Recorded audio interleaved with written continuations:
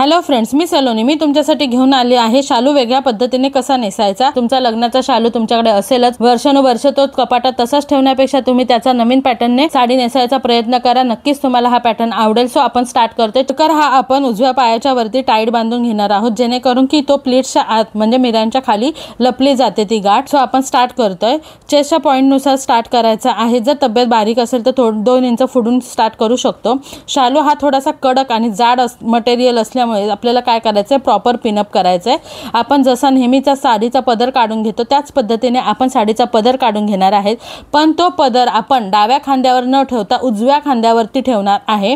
ह्या साडीमध्ये हाच फरक आहे की हा पल्लू आपला, हा पदराचा भाग आपला पाठीमागून पुढे येतो उजव्या खांद्यावरती, आणि ह्याची उंची आपल्याला जसं आपण पदराची उंची ठेवतो त्याचप्रमाणे उंची ठेवायची आहे।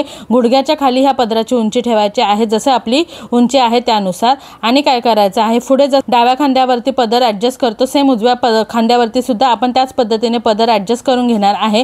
नंतर ज्या काही साडीच्या मिऱ्या आहेत ह्या गुजराती पॅटर्न जशी आपण साडी नेसतो त्या पद्धतीनेच उलट्या म्हणजेच डाव्या पायावरती खोचून घेणार आहेत, आणि मिऱ्यांचा शेवटचा जो भाग आहे तो थोडासा आपण लूज सोडणार आहोत हो, ह्याच्यासाठी की ही जी पदराची आपण लावलेली पिन आहे ते आता आपण ओपन करणार आहोत, आणि पदराचं जे आतलं टोक आहे ते आपण पूर्ण छातीवरती चेस्टवरती कव्हर करून कमरेभोवती गुंडाळून तो पदराचं टोक आपण पुढच्या बाजूला जितकं आपल्याला खेचून घेता येईल तेवढं खेचून बेंबीजवळ आपण त्याचा पिनअप करून घेणार आहोत।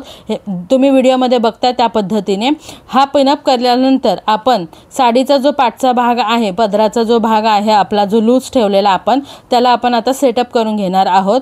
आणि मागील बाजूला जो आपण पदर लूज सोडला होता तो आपण उंचीनुसार एखादी मिरी जास्त पण घेऊ शकतो, जास्त लूज झाला असेल तर।